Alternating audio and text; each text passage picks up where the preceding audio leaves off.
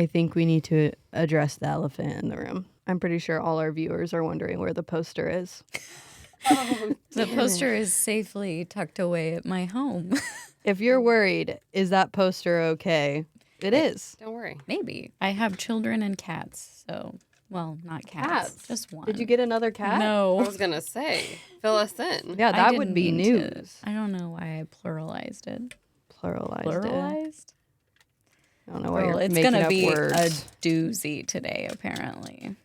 I just need to get like one little snack in, or I'll probably die. So let me just. Yeah. Well, I mean, The chocolate. You want to try one? That's peanut butter. No, They're you really go good. for it. Try I'm one. good. I I'm good. insist that you try it. It's so good. Try it. It's from Trader Joe's. she's allergic to peanut butter. God, you need to try it. The allergy is fake. I don't believe you. Allergy is fake. Oh, it's really good. Yeah, isn't it? Loves it. I mean, of course, it's Chocolate. Wait, Trader and Joe's? Peanut Yeah. butter. I'm becoming a Trader Joe's girly, possibly, maybe. I don't know. She is, no. If I don't. You know, It's totally official. asked me if you thought about moving over there. To Trader Joe's? Is there housing around there? I mean, if you want to ask them, see what the rent is. Do you guys have any room in the freezer section? I run hot. Please, I need to be with the Please. milks. Please. The ice creams and the I was going to say sour creams, but I hate sour cream. I mean, it does need to be refrigerated. I bought though, so- sour cream, though. Oh. Because I love it with my chili. well, Ew. because some people like it with their chili, yeah. Just for me personally. Yeah, sinful people. humans do. Mhm. And then I also bought it for cornbread. Ugh, Because the last time I made cornbread, You need it. I needed Yeah. it, and I had to take it from my neighbor. I don't even know what that means. I did get- Cornbread? Why It's would like a southern dish. Oh my god. I don't know why you would need sour cream for cornbread. It's just like sometimes you put it when you make cookies. It helps like with the dough. Yeah. Okay. You I- like sour cream. What's I the would call issue it here? batter It makes for it the first more- thing. I don't know She why she's called it- complaining about the sour cream. She I don't called either. it- It's you need it. Otherwise, like it's Well, dry as hell. but also she likes it. It's not like I'm saying we're gonna throw a bunch of just- cilantro in there. I've made cornbread my entire life, and I don't think I've ever put sour cream in it. I bet your cornbread is Mm. disgusting. My cornbread rocks. Kick your cornbread's ass. We'll see. You know what? We'll make 2 cornbreads today. One with sour cream, one without. If you could even do that. And then If it's even possible. Welcome to Book Thots, brand, lifestyle, and podcast. We are thoughts for books, and these are our thoughts on books. I'm Adriana. I'm Jenna. I'm Emily. 3 sisters. Sisters. 3 sisters. We're the sisters. And we love to read. But we do strip it down. 3 sisters. Okay, we can forgive one time, Adriana, but 2 times? 3 sisters stripping down one book at a time. Today is the 3rd episode of our 7-week journey through Glow of the Everflame, the 2nd book in the Kindred's Curse saga. Before we jump in, we do have a content warning. Today's podcast is rated mature. We are book thoughts after all, so we are going to be using adult language, talking about adult topics, so please pay attention to who may be listening near you. Additionally, this episode will include spoilers for all 3 current books. Each episode, we will focus on specific chapters, but our conversation will include the entire series. Lastly, I'm going to apologize ahead of time. Maybe we, but definitely Jenna and I, will at least mispronounce a name or place. Jenna will be leading this episode, so strip it down, girl. Strip it down, girl. All right, we're going to start off with chapter 13. DM is reading over a letter she's written to rescind her offer to have Henry accompany her to the ball as future king consort. Luther says he'll personally deliver it, and DM insists that shouldn't happen and taps his chest when she says that. That catches Luther's attention enough that DM feels self-conscious about touching him. She brushes off the interaction and tells him she needs to go visit her father. Luther thinks this is a bad idea and asks that she wait until after the ball to go do so. She concedes because she realizes he's right and she doesn't want to bring the descended to her father's doorstep. She then sneaks off into the dungeon on her own, and to her dismay, Luther's point about prying eyes is only solidified when it takes her several attempts to slip away unnoticed. She walks in on an innocent Teller and Lily sharing a cot and linking pinkies. At DM's arrival, they jump apart like guilty teenagers, which maybe they just are. They all talk for a while until Teller asks DM how the magic training went, and once Diem breaks the news that she does in fact have magic, a more serious and solemn tone comes over the group. Diem asks Lily to leave, and her and Teller share an embrace and grieve the reality gripping their lives. Teller handles the news quite well, but he does express that even though the crown was above her head, he thought maybe there was a chance she could still be mortal. He does his best to instill some confidence in his sister, and she turns around and decides she'll not ask him to be her warden because she doesn't want to see the light that's so bright in his eyes dim like it did when he just realized she's actually descended. Touching back on the warden, Lily has dropped some bombs of descended hierarchy on us in the trio's earlier conversation. There's 2 wardens the crown can appoint: the Light Warden, who handles matters for the crown in public, and the Shadow Warden, who, yep, you guessed it, handles the crown's private matters. Luther is the current Light Warden, and Gareth is the current Shadow Warden. Both wardens have the crown's complete power over the people unless they are explicitly told no by the crown. Regent only has the power if the crown is for some reason incapacitated, and the current regent is, we all know, Regent Remus. Diem asks Teller to help her out by gathering info on the 20 houses. He reveals that everyone's attitude toward him after finding out he's the brother to the queen has improved things. Diem is cringing hard now. She also talks to Teller and tries to make sure their father doesn't find out she's queen until she can tell him after the ball. Teller lets her know that he's been spending most of his time in the woods. Yikes. Let's add a little more on Diem's shoulders there, Teller. They part after Teller asks to see her magic, and Diem tries to kinda summon it, but it doesn't immediately happen, so she happily gives up the endeavor in return for once again feeling a little normal. The note to Henry just makes me think of middle school passing notes back and forth. Like the way it was like, H, just so you know, I need to resend that offer. You have your best friend pass it in the hallway. It's so juvenile, and there's just no way he's going to accept that. No. Well, and even her like being like, well, I'll just attach a little foxglove to it. I See if he like know. remembers, our childhood together. But at the same time, he's completely oblivious. He doesn't even think it's her that's writing it. I'm sure he doesn't. Like, Also, there's no way. Even if he does think that she's writing it, it's not going to be accepted. Yeah. No.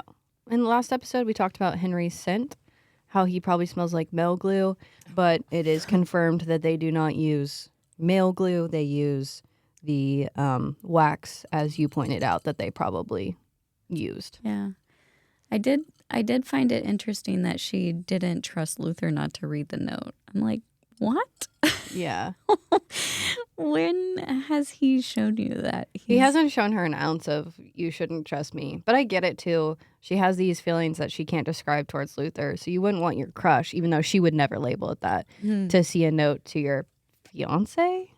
But I'm also wondering Betrothed? if it's just because like he was going to make sure Henry got the message versus like she seeing it as a side of like, oh, he's going to read what I wrote him and then be like upset.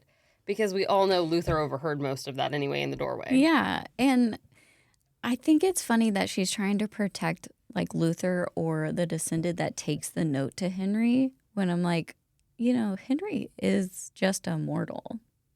Yeah. Like, he does have the power of the guardians behind him right now because he's a true brother or whatever, but he's just a mortal, girl. Like any one of those children that has already come into their power can probably defend themselves. But she does know that he's already killed a descendant, so he has a way to do it. So that maybe that's why she's Or concerned. just snap his little neck. Yeah. No, cut it right off. Oh, that's right. They decapitated. beheaded him. Yeah. Well, we don't know if it was Henry that did that, but I just, any Do we poor know? quality that I can attribute to Henry, I'm gonna.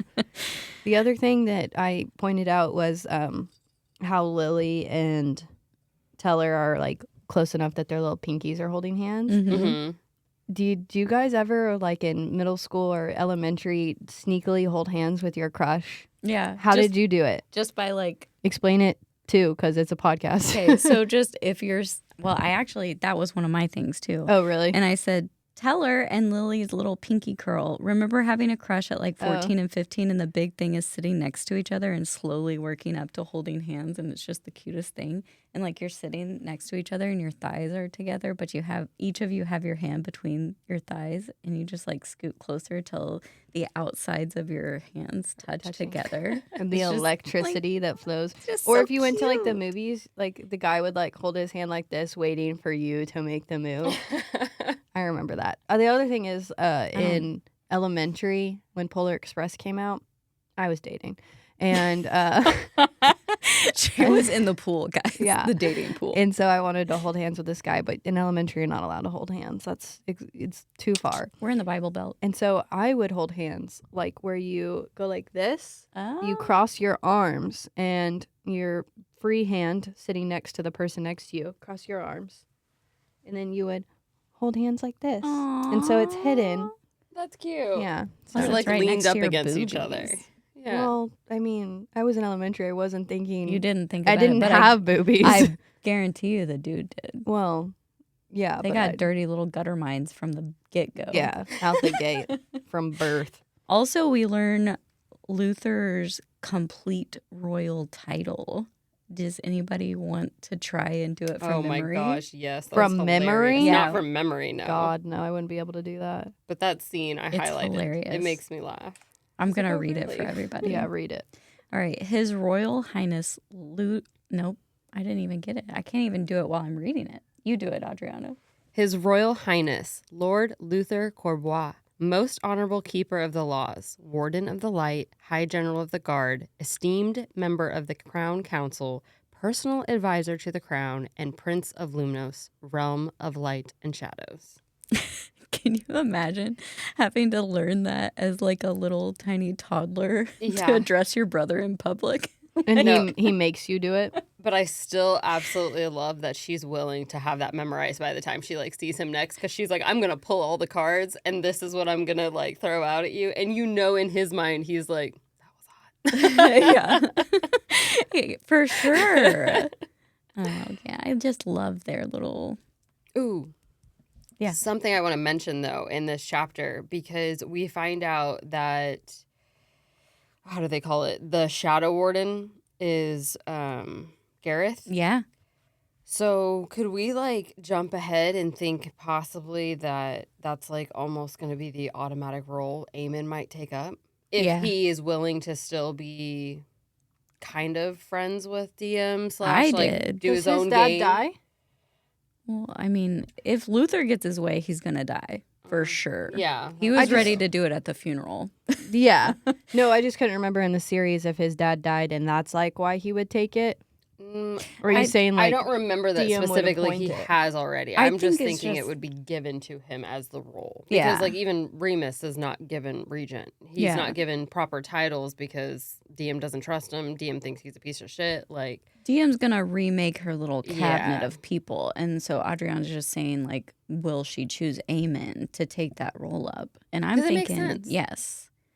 I'm thinking that he's slotted perfectly for that Mhm. position. but until she finds out that he's the one that killed the little kid, and then he's not gonna really trust. She's pretty forgiving. I want to know that whole story, but at the same time, like, is it gonna shed any light on Eamon any differently? Yeah, I think we've talked about that several times, that there's Yeah. way more to that story. Okay, then the tender moment that DM and Teller have where she's finally given a moment to truly process one of the many traumas she's been experiencing. I think it's just beautiful that she gets to do that with her little brother, because nobody gets you like a sibling gets you. Nobody's been through the same upbringing as you than your sibling. Do you guys have a time where you can think that like you got to really grieve or experience something with a sibling?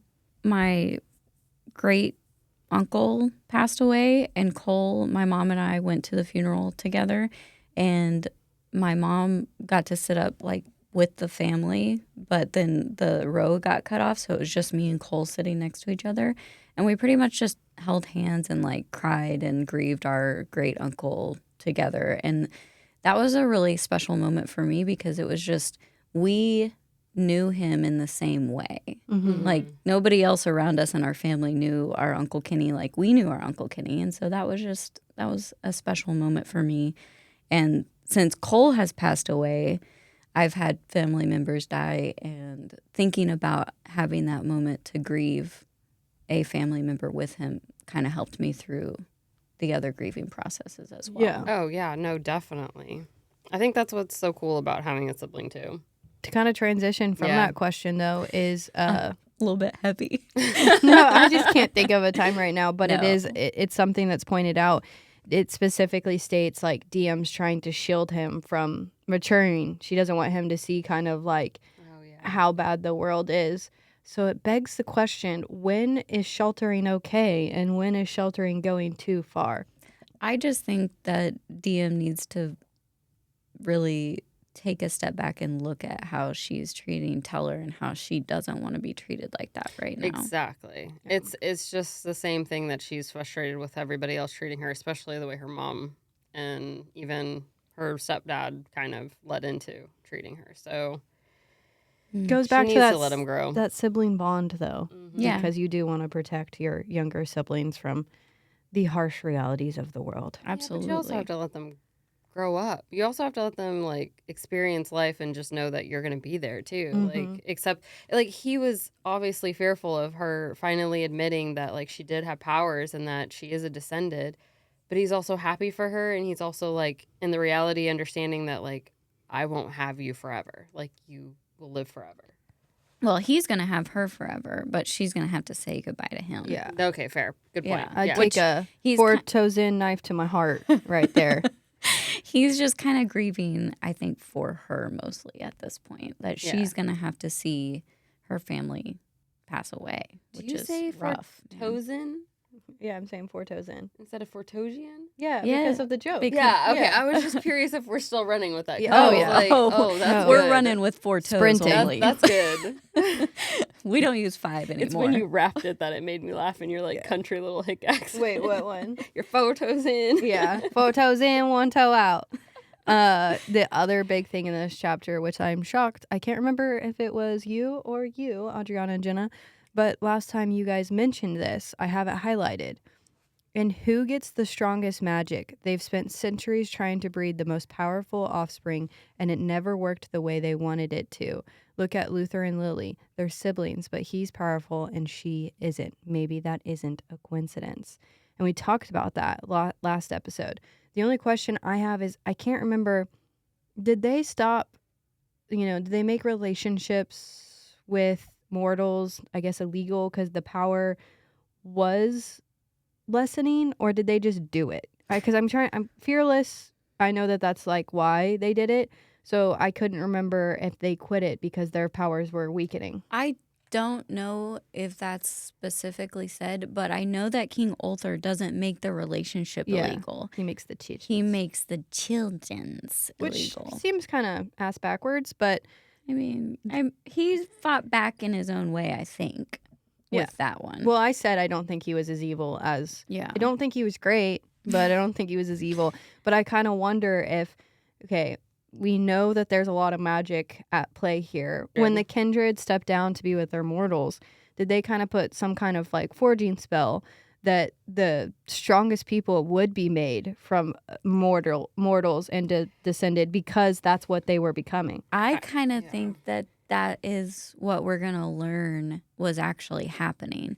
Like their, what do you want to call that? Their reasoning for not allowing the babies is because it's dwindling their magic. But I think it was actually going to be the mortals were going to have some power. It was going to make them stronger. Yeah. The half mortal, half descended people were going to just keep on getting more powerful. What if something that the descended knew from history was that Mother Lumnos was willing to transfer her power through a certain kind of line? Yeah. And so they've been doing everything in their power to let the crown choose, but not allow it to choose the most powerful. That's where I think we're I don't know. headed.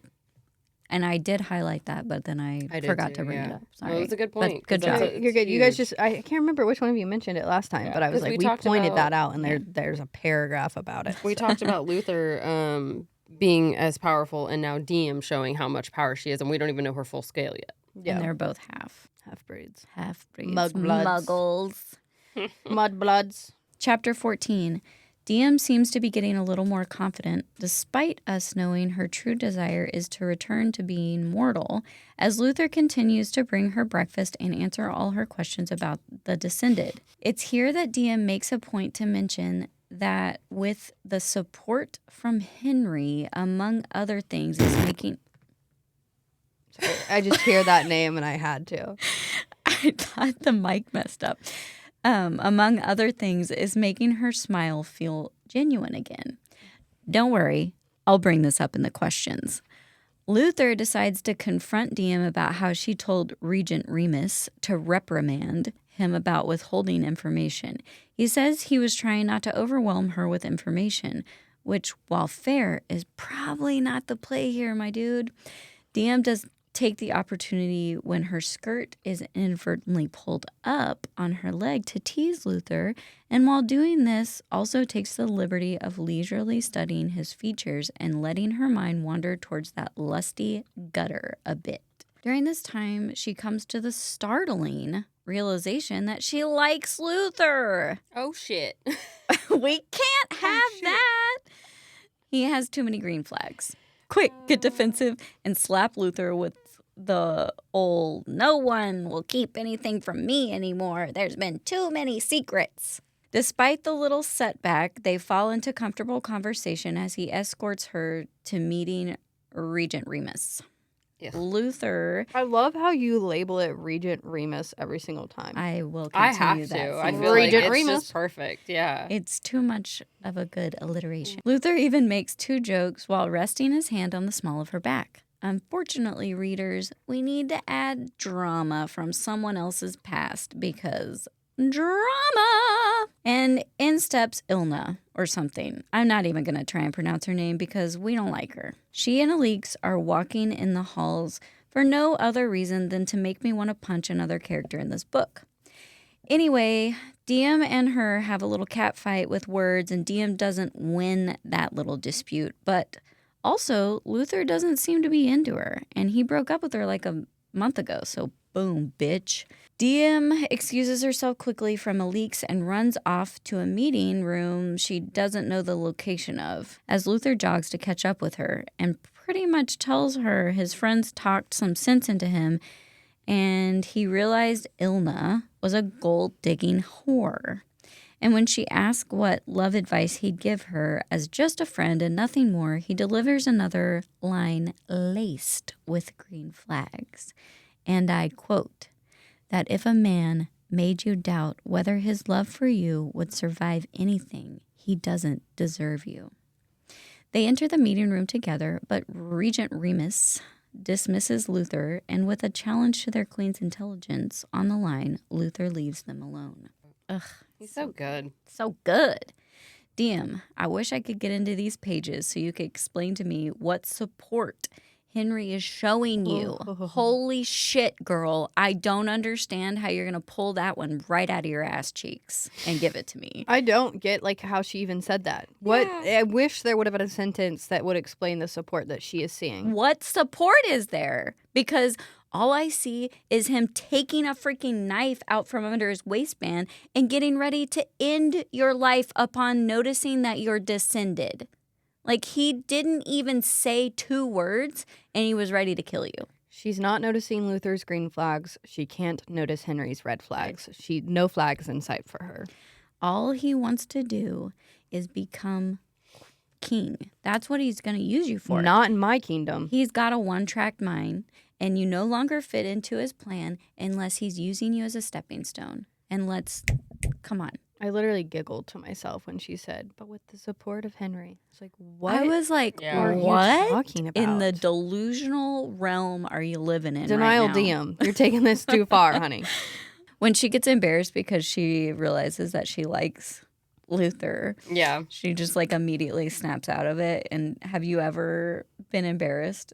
Like a moment you can remember embarrassed and like getting super flustered and just doing something that doesn't make sense. Oh, yeah. I work in the auto industry, and there is a car company called Volvo.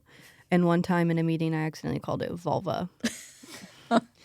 And that was a bit hard. And my face, ever since, well, my whole life, my face has gotten red. But especially since I had my son my face will randomly get red. Like, it won't even be like I'm embarrassed or I'm just living life, and it will randomly get red.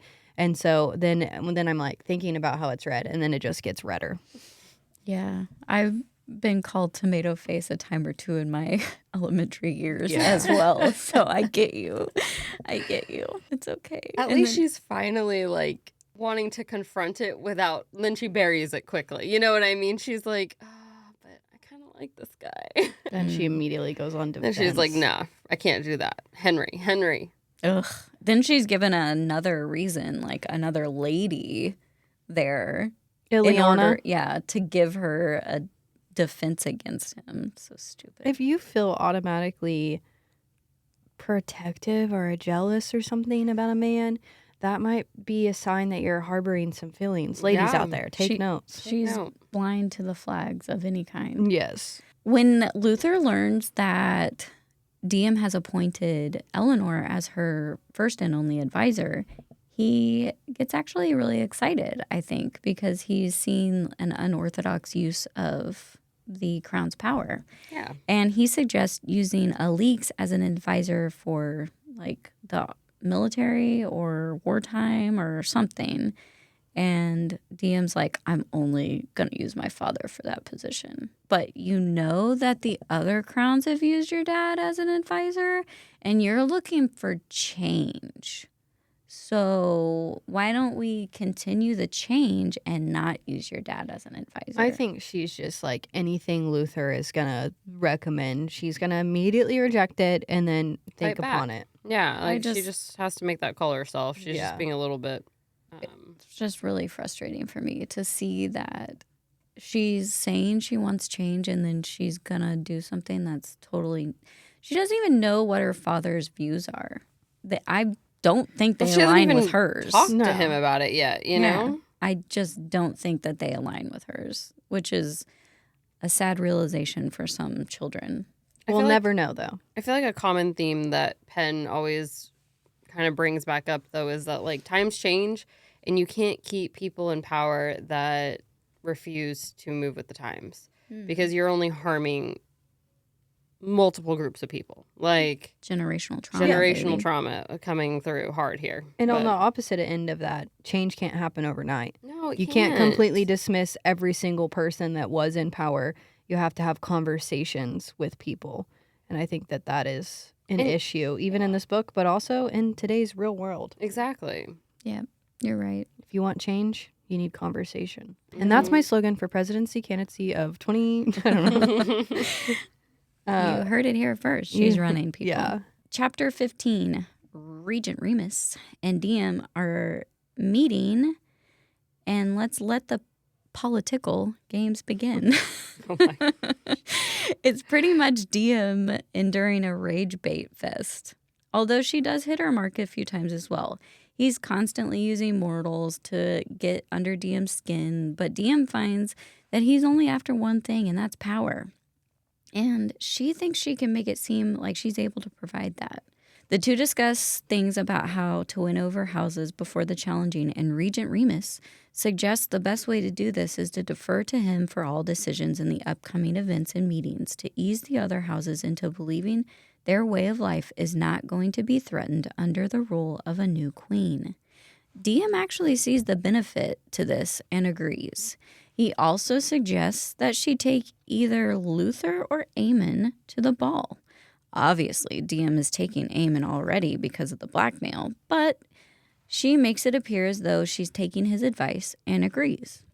As the meeting comes to a close, Regent Remus suggests that they enter a bonded bargain. I'm going to quote Regent Remus's bonded bargain. You claim house for the length of your reign, and in exchange, house will not raise a challenge against you. Diem, hastily in my opinion, but then again, what FMC isn't hasty when first presented with a bonded bargain? She agrees, and they slice into their own skins and press the wounds together, and the godhood does the rest. Bonded bargain complete, baby. Something interesting happens when Diem feels her magic this time, though. It feels like her. It feels like the woman she knows. The woman that fights for what she believes to be unjust. She feels like her true self. Regent Remus reminds Diem that bonded bargains should remain between the two that made it, because he's at great risk to lose his magic should the house challenge her, since the pact is made through the ancient kindred magic and not even a crown has the power to break it. Diem finds him to become tedious to deal with and tries to exit, but not before inquiring about who's been chosen as her birth father, which would be distant cousin Harold, who looks to be a recent entry in the family lineage. I'm trying and failing to see the big advantage Regent Remus thinks he's going to gain by this bonded bargain. Can you guys help me out? I just feel like maybe he thought he worded it perfectly, that he was going to have the upper hand because we learned how big it is. I know when I first read this that I was like, she's an idiot. Even Jordan, he's at this part right now. He hasn't read any further.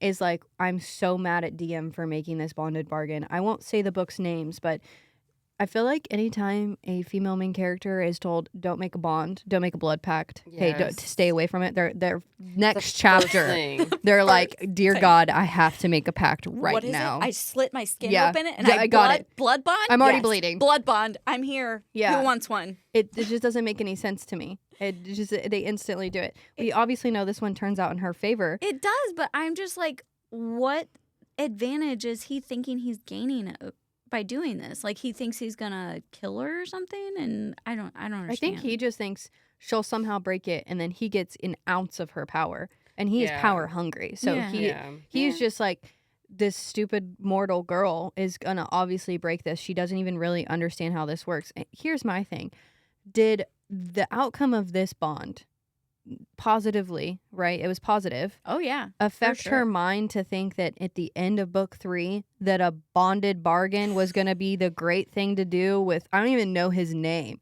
but she like, hey, the first one worked really good. There's no way this again. We're on a boat. What could happen? We're going to the center island. I'm going to make a bonded bargain right here with he was like the crown of the smartest realm. It was the innovative one, the one I just don't remember. Yeah. Mm-hmm. She's just like, as soon as she made that, I was like, this is not good.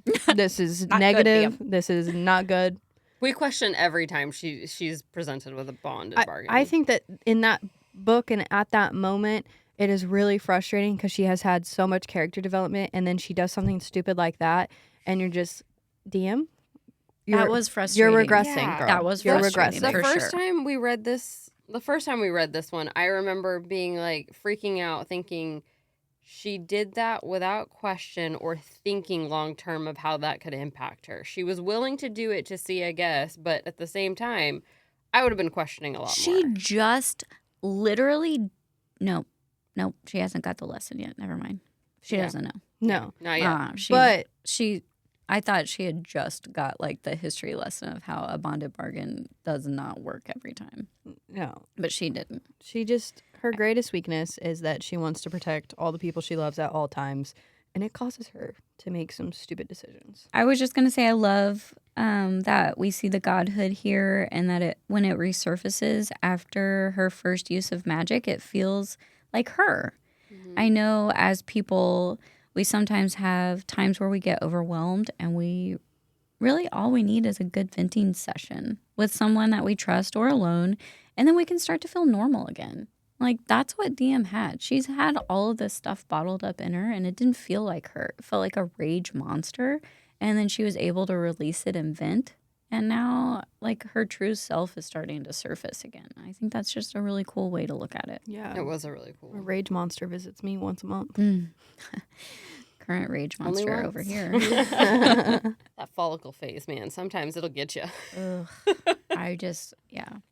I'm such a bad female that I don't even know the names of the phases. I only know because of my aura. Lunar ring. eclipse. No, I'm just kidding. We're with the moon Hey, phase. speaking of eclipse, did you see Twilight's coming back to theaters? I did, and I can't wait. Let's go. Let's go. I need a blanket, some popcorn, and I'm You're ready. going. You don't need to read the books. You can just watch the movies. I've never She hasn't seen read it. them? You've never seen the movie? it? Oh, then read you it. gotta do this. You have to do it in Yeah. theaters. Don't make me. Yeah.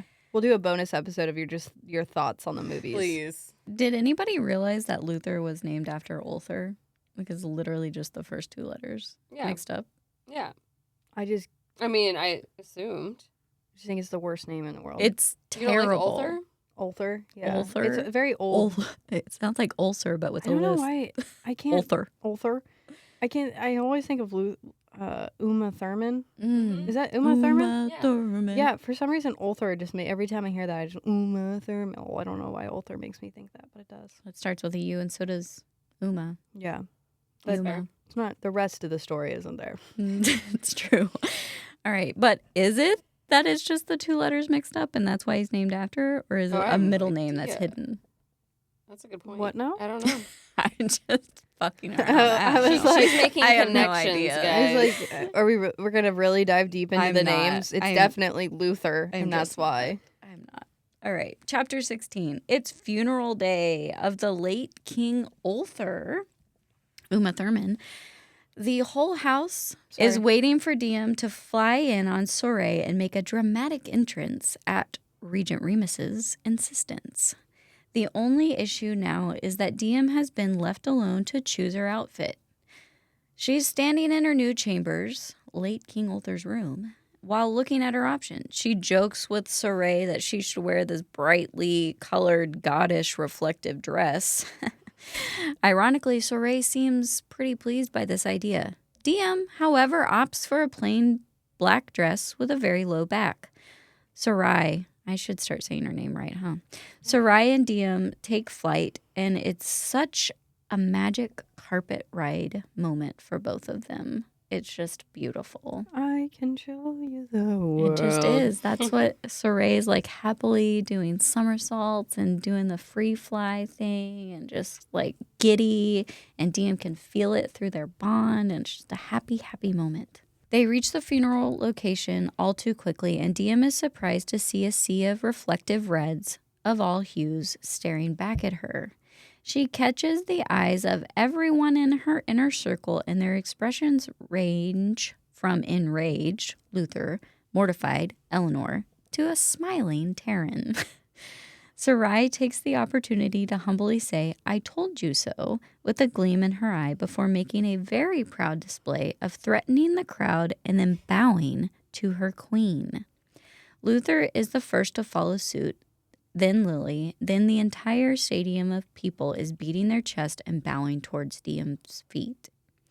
She reaches the Quabois. section of seating and exchanges the place of honor seat with Gareth. She's now seated between Luther and Taryn, the perfect Quabois. cousin sandwich. Eleanor is seated behind them and explains the symbolism for why they wear red to descended funerals, and Luther explains the gravity of Diem's fashion misstep. Red is worn to honor the kindred blood and something that reflects the light to represent the glow of the afterlife, where souls go to rest if they're found truly worthy. Not only is wearing black seen as saying the late king's soul is unworthy of a place in the afterlife, it also looks like she's worn it in support of mortals, which goes against the plan to make the descended think their way of life won't be threatened. Damn, look how important fashion is in culture. Luther is scolding Eleanor pretty hard about this, but Diem wants to reassure her that she's still the only advisor to the crown. Eamon overhears this and is surprised. Diem says she's the only one worthy of the title. Luther outwardly bristles at this. Taryn is beside himself pleased with the new cousin he's gained in Diem, and he can rattle Luther easily with flirting and then watches Diem rattles him even more with her sassy attitude. Do you think like Sarai decided to be nudging her with this dress because she was like, you are going to stand out for a reason because you are not truly a descendant? I think she is being a little bit just showing her true, okay, if you don't want to take my advice, then you're gonna regret it a little bit, girl. Yeah, I'm trying to help you out, but Yeah. But also then she's going to show such deep loyalty and respect in front of the crowd. yeah, she's wearing black, but fuck all of you people. I think that was cute. I do wonder, though, is that just like the magic of her having to be loyal to whoever holds the crown, or is that her being loyal to Diem? Because you want to believe it's just her being loyal to Demon, but does she bow like that and show that kind of respect to anybody that holds the crown? I don't think so. I have a wild theory. Are you guys ready see for it? Let's hear it. Gryverns are the kindred souls. When they like gave up part of their immortality, they created these Gryverns to stay with the crown and protect the crown. What do we think? Is that stupid? I don't think it's stupid. Is this cool or is it dumb? What is your, I guess your reasoning would be so that they could have protection over the crown like forever. Yeah. So then with the two Gryven that are dead, Yeah. what is, they're just gone? I mean, I don't know. I didn't really theorize a lot. It just popped into my head and I was like, I got to put this down here. That would be cool, but the Gryven obviously existed before that they happened, probably did. I just because they couldn't have remember. mates and Yeah. the mates are separated. So like, what's their story? I do want to know that for sure. That's so sad. It's terribly, terribly sad. But I like that I they just have was like a part thinking- of the kindred soul to them because I mean they were bonded to them as well in a sense, like they were their pet. Yeah. Maybe Or that part their- of the kindred soul is what does bond them. Yeah. I was good just point. I don't know. I was just like, why are they so connected to the crown? It's just odd to me. So that was my reaching Maybe the moment. kindred were Gryvens. They were. That's their It's true them. form. Yeah. Oh Yeah. They're shit. shapeshifters. Oh my If they god. weren't alive at the same time, I'd be like, that's a reincarnation. Oh, Yeah. that's another thing I was gonna say is that you were questioning if the bond is just because of the soul tie or whatever, but I was thinking, what if Adriana's thing is true about like past visions that Diem's been having and Luther's been having? It's from the past and they're actually reincarnations of someone or some like different things. Yeah. No, I see what you're saying. Let me stumble there for a second. No, but that's cool, but also goes back to they were around before the people died, so they would no. be part reincarnated. Diem and Luther being reincarnations. And And that's that's what why you you were were still talking talking about about. the Yeah, Gryven. No, I no, was no. like, well, That's why Okay.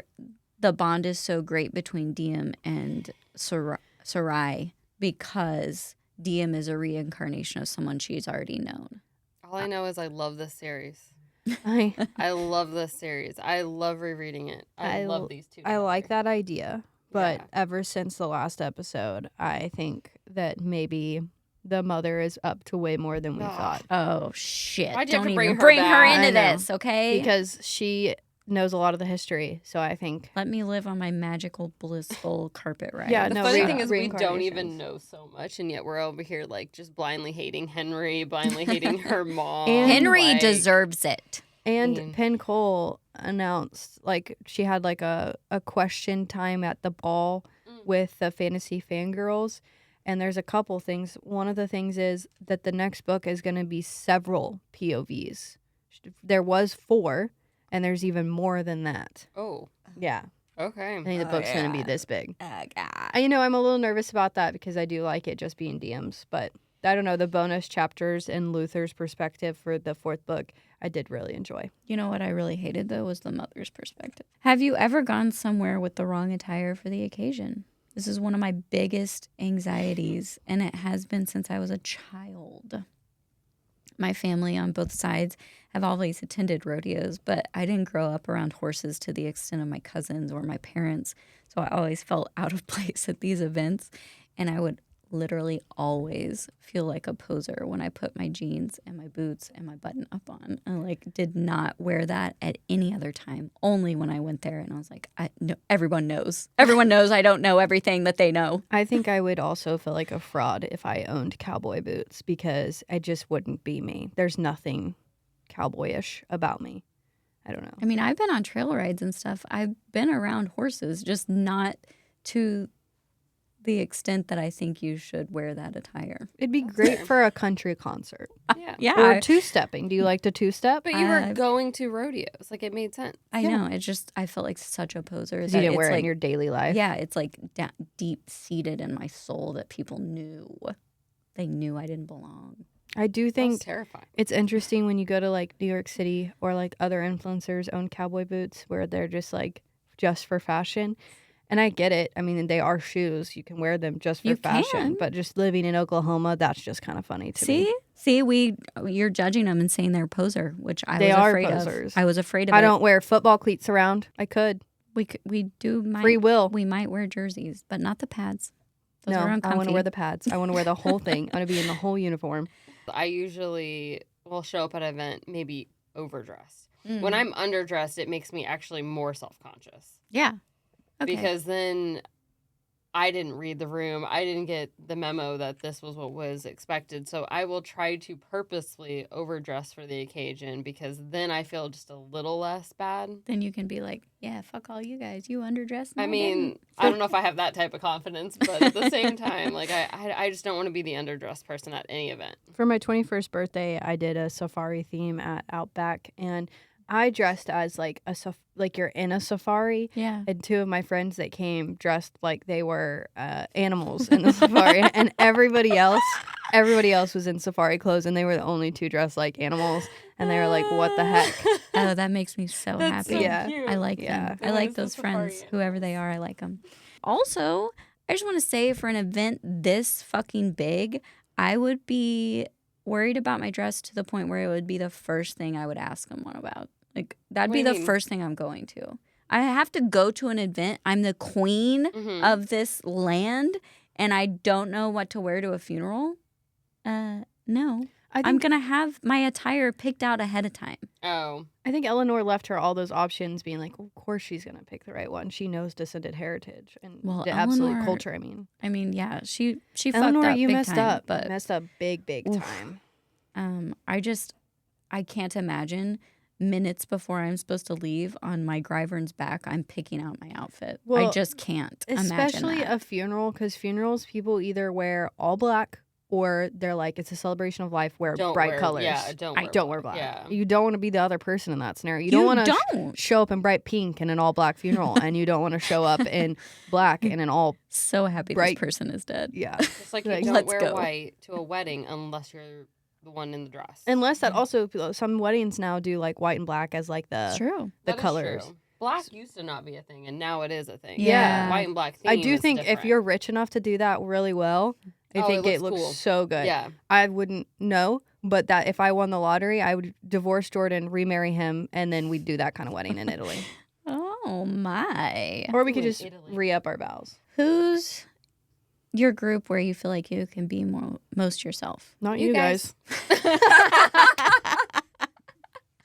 If you guys didn't catch that, they each said not you and you at the same time. That answers the question right there. It so perfect. does. It's great. Yes. And that was also my answer, by the way. Are y'all tired of me yet? I don't feel like No. I keep a lot of friends around where I don't feel like I can be my true I self. definitely Oh, yeah, don't. that's true. Probably everybody plus some, but everybody that came to my 30th birthday. It's for a sure. big fucking group, Ems. I'm a very private person, though, in general. So, like, I feel like if you're in my circle or you know about my life, even if we don't talk on a daily basis or you're not seeing me all the time, like, I still try to, like, tell you the big things or whatever. Like, Yeah. if you don't know what I'm doing on a day-to-day, that's just But that's just it's life. awful when you're hanging out with a group of friends that you feel like you have to perform for. Yeah. That's Oh, no. just so, it's like almost like a work event. I don't do that anymore. I don't go to that. You're not just part of instantly that. like, I won't ain't be do there. that no more. I ain't do that no more. I'm too old. All right, chapter 17. As the funeral continues, so does Diem's conversation with the cousin. And when Luther goes up to read a poem written by the late king's mate, somebody help. Oh. Raphael, Just say Raphael. the Ninja Turtle. Diem gets a lesson in descended history and culture. We learn that King Ulthar lost his mate, Raphael, shortly after his coronation. when an opposing member of another house, in an act of revenge for a business deal gone wrong, decided she had nothing to lose and poisoned the Ninja Turtle. The elderly lady You did that so great. The elderly lady made a bonded bargain with King Ulthar in an exchange for their house being reinstated to full status and no one from the house facing repercussions from the king, and she would give him an antidote. Ulthar, with no other options to save his mate, agreed. But instead of giving him the correct antidote, the woman gave him a different one, and since the wording wasn't specific enough, she did not lose her magic. But wording goes both ways, and since she only specified no one in the house would be harmed or punished by King Ulthar, his brothers took revenge for him and completely wiped out the house. Like, dead. They dead. DM also receives a breakdown for how mates work in descended culture. It's unnervingly similar to the bonded bargain she's just made, but this time the two's love is tested by forging magic of the kindred. And if found to be true love, the two are joined as mates and can never love another again, even going as far as if one dies before the other, the one that passed away waits in purgatory for the other one's soul and are judged as one. And all the true romantics out there sighed, including Eleanor, Taryn, and Jenna. Luther rejoins the conversation as Diem is promising under her rule that the order Gareth has issued in House Quobois, Quobois. thank you, that none will be abolished. Taryn says, "We love our new queen, don't we, Cousin Luther?" And he says, "We do." Swoon. Then, like a barbarian, Diem ruins the moment with the mention of Luther being free to mate with Ilna, or whatever the fuck her name is. When Taryn laughs, Luther says that he's never wanted that, and Diem asks what he does want, and he sensually leans in and says in her ear, "Something I can't have." All the cousins' commotion has finally attracted the attention of Uncle Gareth, who comes over to scold them. Luther is having none of it and doesn't back down. Diem, feeling fiercely protective of her newfound family, joins in their defense and fears she may have made the wrong enemy when she threatened Uncle Gareth. I just wanted to yell in the background, "You're mates! You're mates! You guys talking about mates! You're questioning so much because you know you're a mate!" Yeah, it's you. You're mating.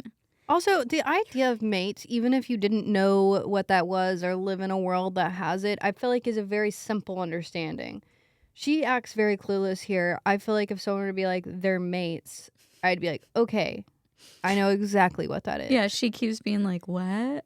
What?" Yeah, forever in the Taryn is like, afterlife? she doesn't know Eleanor, and Eleanor not cluing in that she doesn't know is also a little frustrating. Like, Yeah. come on. Yeah, but I also wonder if it's just because she's like, can I hint at things, or do I really want Luther to have that opportunity to be the one Yeah, to your say it? mate sitting to your right. I mean, Eleanor and Taryn both obviously know. Yeah, Yeah. it's very obvious. It's so obvious. Well, it's because he told her. I mean, Yeah. Luther straight up said, "I Yeah. think she's my mate." I mean, we don't know. We didn't finish the sentence, but like we know at the same time. But also, Scream it from the rooftops. Yeah. It's sad that King Uma Thurman isn't lost it his mate like sad? that. The Ninja Turtle and Uma Thurman deserved a forever, okay? But at the same time, what kind of crazy land are you all living in? That you are descended. You know how a bonded bargain works. Yeah. No one's checking that. No one's going through, reading line by line and thinking, I'd have a whole team. Where's my lawyers? Yeah, I'd have my literally a team whole of team lawyers? looking at it and saying, hey, so Exhibit A, Section B, there is a loophole. I just want to make you aware of it, kind of I'm thing. thinking that maybe because there's such sneaky snakes in the descended world, they might have seen it and let it happen anyway. Oh, like people of House Quobois? Oh, wow. We'll see. That would be terrible. But, Ratatouille. not putting it past anybody. Guardians. Because maybe they thought it would kill him faster or weaken him to where King Regent would have to. They do say that like he'd have Regent to be, Remus. Yeah, Regent Remus Yeah. would have more control over. you can die too if your mate dies. Exactly. That's a possibility. Like maybe they were escalating. if I'm you're just separated like for this. too long. I'm If just you- saying. All I'm saying is I think I have a mate in life too. All I'm saying is I know there's a connection deep down in my soul with my husband Garrett, and it's never going away. Yeah, my husband Jordan, not Garrett. That would be weird. That would be weird. That'd be Super too weird. much. That is my brother. Ugh. Do Didn't like we that. ever on this podcast I was about to talk say- about that? So we're 3 sisters. I know we all look alike. The reason why we say we're 3 sisters is because I am married to Adriana's brother, and then Jenna is married to my brother.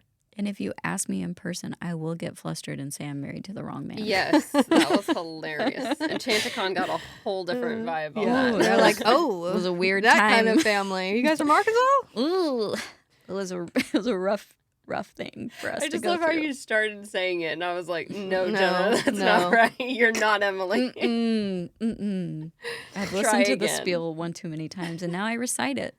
I think some people, when they hear that and then they hear that our podcast is rated mature or whatever you want to call it, they're like, how can they talk about that with their like sister-in-laws? I feel like some people. I don't even think about it, to be honest. No, I never even. But none of them are whatever. my brothers. You got to so- put a filter down. Yeah, like a shield. Like you're didn't like, think not a about it. filter, like a lens. Yeah. The lens is what I'm This is thinking the of. friend lens. Yes. And now everything's okay. Yeah. We can talk about whatever you want. Yeah. This is a lot of just like flirting, and you get to see more of Taryn's personality, more of Eleanor's personality. So I don't think there's a lot to really comment on other than mates are real. Yes. They're for a lifetime. They're for eternity. You have to be careful when you go into the bond because there are one-sided mates too, which I that do was think. so sad. I think that's going to play a part. I think we're going to find out that someone is a one-sided mate at some point in this. Oh, there has to be an example somewhere. yeah. I mean, yeah. Is this where we also learn? Yeah.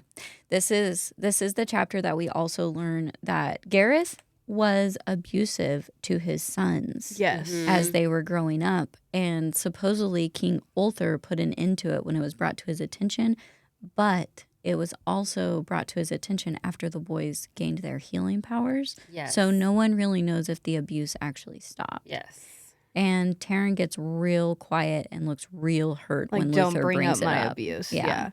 And then Diem looks over and sees the wife of Gareth, which I don't remember her name at all. It's very easy though. Petunia. Yes, Petunia Pickleflower. She, What's that from? I think there is a baby bag brand called Petunia Picklebottom, and that's what I was gonna say, but then I got flustered Flustered. and didn't say it. No, that's Never great. heard of her. Yep.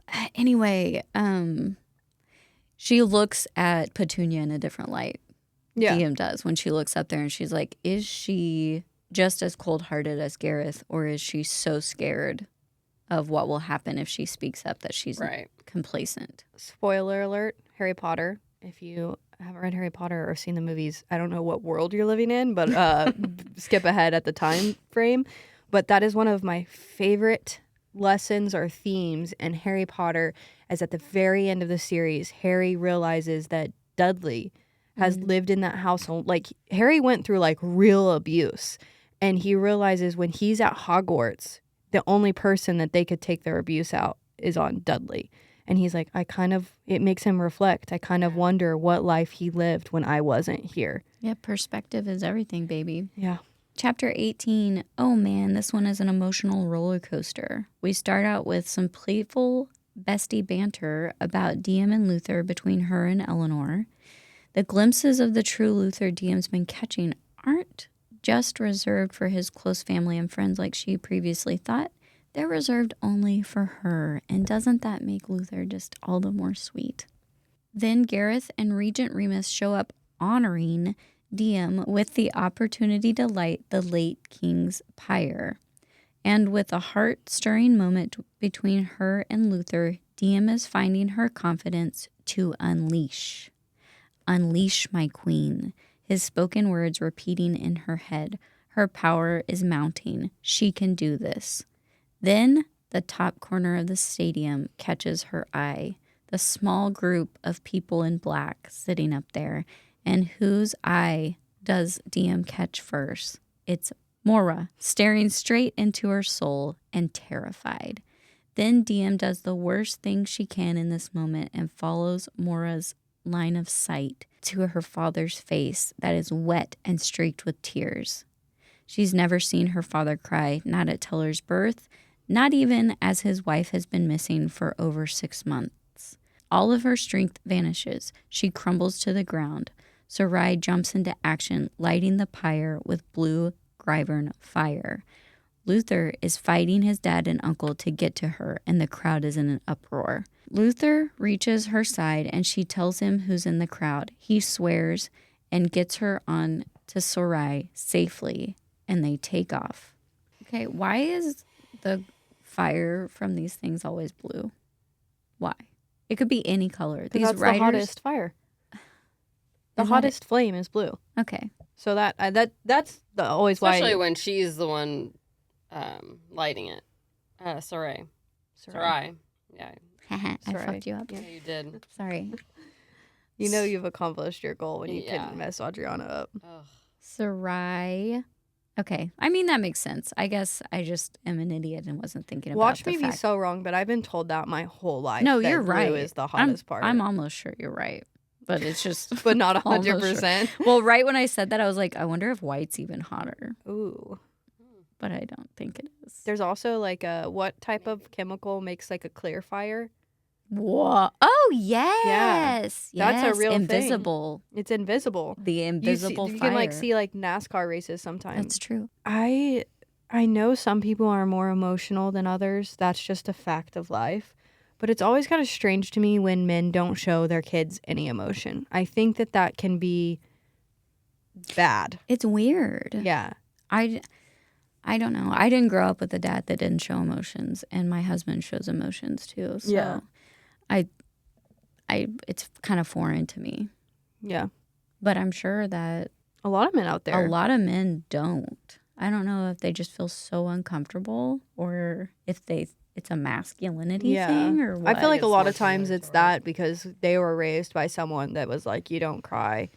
Which is weird. Because that's a sign of weakness to them versus like you can show anger, you can show control, Yeah. Jordan might be more sensitive than even me, to be honest. So I can't relate. Yeah. In a good way. Yes. He's just a very sensitive guy. I was going to say, like, sometimes Garrett is the one that brings me to tears. Like, Yeah. because he's already crying. And I'm like, ugh, I can't right now with you. Please. Remus Not yet. definitely set this up for her to yeah. fail. Oh. But And she was she going was to gonna- succeed. She was going to kill it. Oh, man. It's just the worst timing ever, Penn. The worst timing. How could you do that? It was awful. It was so cute, though, when she, like, looked immediately for Luther. Yeah. Like, immediately tried to find his eyes. It's because she's drawn to him. Yeah. Because of the mating Because bond. they're mates. Because they're mates. They're mating. Whoa. She Whoa. knows she can rely on I him. said it earlier. She did, and I was Adriana like, caught what? it, but I you didn't catch didn't. it. It was funny. Telling you the sexual tension in this book. No, I think that's why it's so good. It Why is it's a- such a good slow burn. It's a very good slow Because burn. not Honestly, it really is. there's not a lot of books out there where you put like the people that are going to come together in the third book and you still enjoy it this much. Yeah. Yeah. Because sometimes that's too long. I It will really say, is. Powerless. whoever told her Sorry. to put the kiss in the first book, Ugh. there, I'm It's good good. that you It was did that. good. 'Cause I would have wanted more. You know what I'm saying? I want more. Give me a I little need bit. the. You Come give me a on, taste. come I on, need you it. know. I need the more. All right, I think that's a good way to end it right there. We're running out of time. So. Yeah, we gotta go. Fan theories, the big one that I think we highlighted, as Jenna said, that maybe there's more to like Sarai and that bond that Yes. Diem has. I think that's a good one. And if you have a reason why maybe the Gryvern are bonded to the people, we'd love to hear that. Or if you think that Diem and Luther are reincarnations of someone else, that would be awesome to hear as well. We already did a spotlight because Emily threw in. Yeah, I just want to kind of reiterate it. So if you did not get to go to the Everflame ball, there was a lot that Penn answered from Fantasy Fangirls. I believe Fantasy Fangirls has a YouTube video. I'll put that link in the corner of this video and then the show notes. So be sure to just check that out. Even on Instagram, I think they posted just the few questions she was able to answer. Mm-hmm. There is, once again, not a time frame yet for the fourth book. she's working on it. Be patient. We want her to do it exactly how she feels the characters are telling her to do it. But be sure to check that out because she does say a lot, once again, about the different perspectives, and she answers a few questions that you're probably curious about, like what's in store for book 4. I think that is everything. Adriana, do you want to go ahead and wrap this up? Let's wrap it up. Thank you so much for listening to this week's episode. Next episode, we will continue our strip down of Glow with chapters 19 through 24. Be sure to follow us on all of our socials. Tune in every Friday on YouTube or wherever you get your podcast for a new episode of Book Thoughts.